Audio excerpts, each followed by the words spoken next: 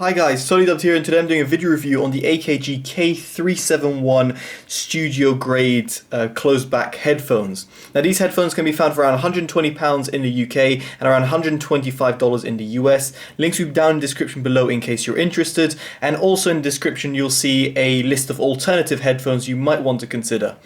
So let's go into what you get in the box. Now you've got the headphones themselves, you've got 3 sets of cables, which is somewhat expected with what AKG or professional grade headphones such as the Audio-Technica headphones or Sennheiser headphones will come with.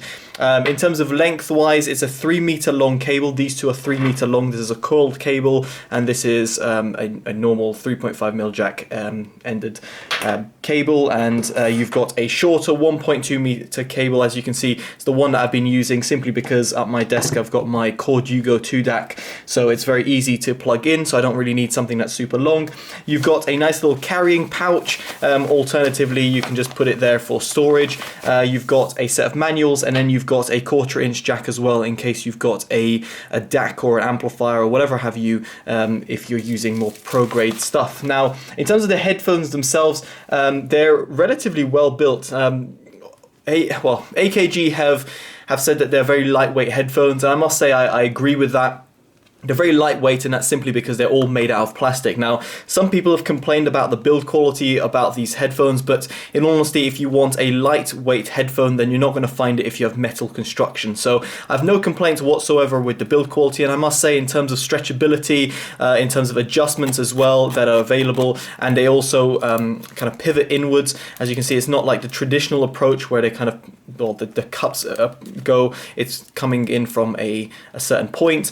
This means it's a little bit more useful for those professionals who, for example, if you're a DJ and you want to use it, well, let's say with one cup, you can kind of do this type of setup with your left or right ear, and therefore makes it a little bit easier to use. Bear in mind, however, these are an oval shaped cup. They're not a circular, so if you want the best sound and the best isolation, you're going to want your ear to be completely sealed.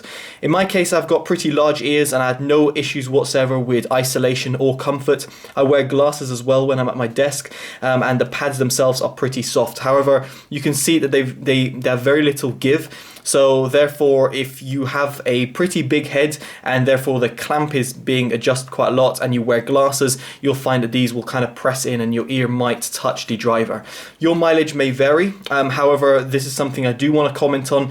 The clamp force of the headphones for me, for professional grade headphones, is a bit too much.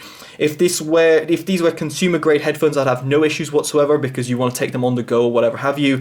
Whilst if you're at the desk and you're listening to your music and editing or whatever you do as a professional, then you might find these have a little bit too strong of a clamp. It's not a massive issue for me. I wore them for plenty of hours without much discomfort with my glasses. However, every now and then I had to readjust, just simply because the clamp force was just a bit too strong for my liking in comparison to other headphones I'm used to, which are very light and floating on your head.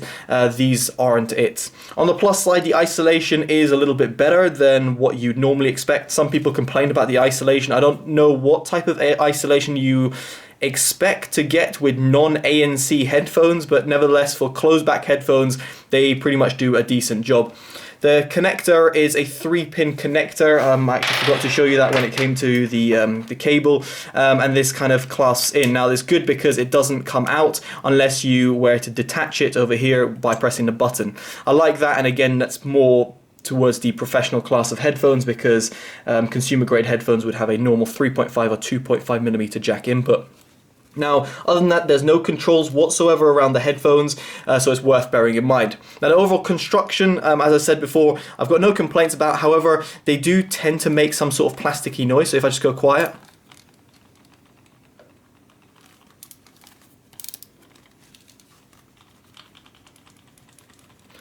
Now, that noise isn't exactly gonna instigate great in terms of premium quality brand or whatever have you, but again, this is made for reducing weight, at least from what I'm aware.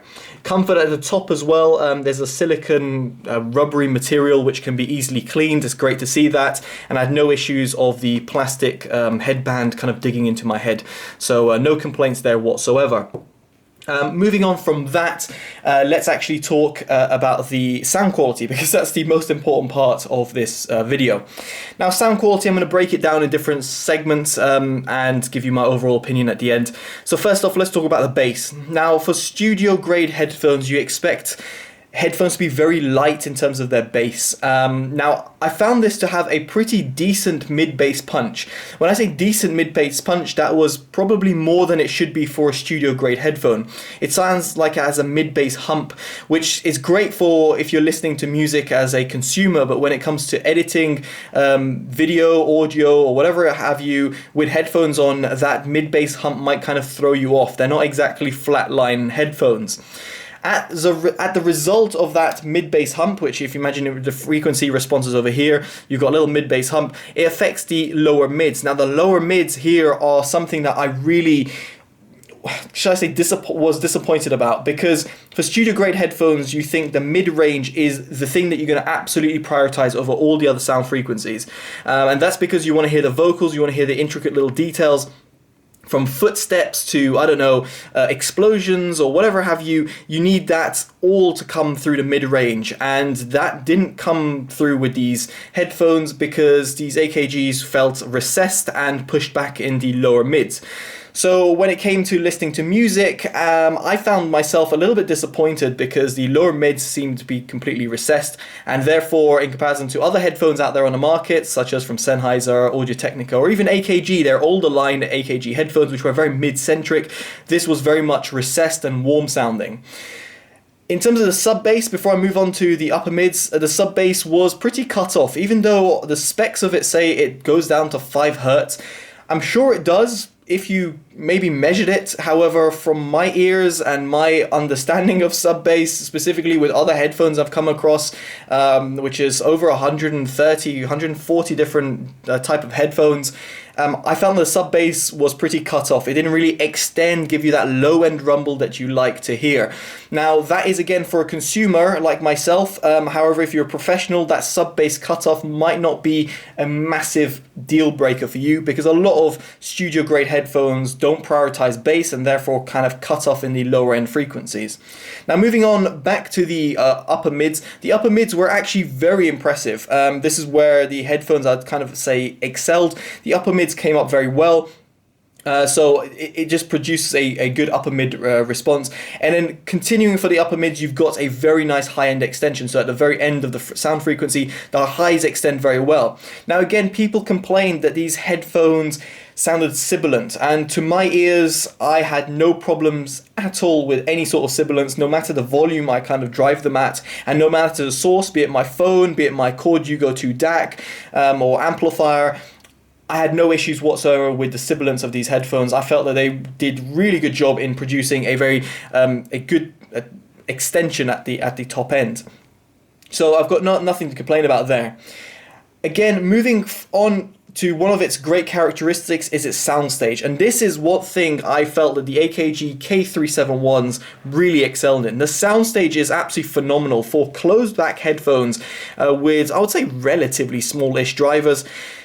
It's very impressive to see how the soundstage comes through. The positional cues on these headphones are incredible. At its price range, I think you'll struggle to find better positional cues and better sort of instrument separation, unless you go for open back headphones, at which case then you're not gonna get that airy nature that you're going to get with open back headphones, which sound airy, versus a closed back plastic headphone. So in terms of its soundstage, I must say I'm very surprised of how well it delivered instrument separation. The overall tonality, the imaging was very good as well. And in terms of the instruments, the positional cues, the separation, just the overall depth and width that you got via the soundstage, it's really a head turner, and I was very impressed in that respect.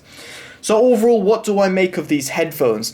To be quite honest with you, if you're looking for pro-grade headphones, and they're advertised as studio headphones, and even if you look on the website, it's very much the same case, I think these are not really truly a studio headphone, because the mid-range is just too recessed for me to recommend. And in this respect, I would recommend other headphones out there, so do check down in the description below, such as from Sennheiser, Audio-Technica.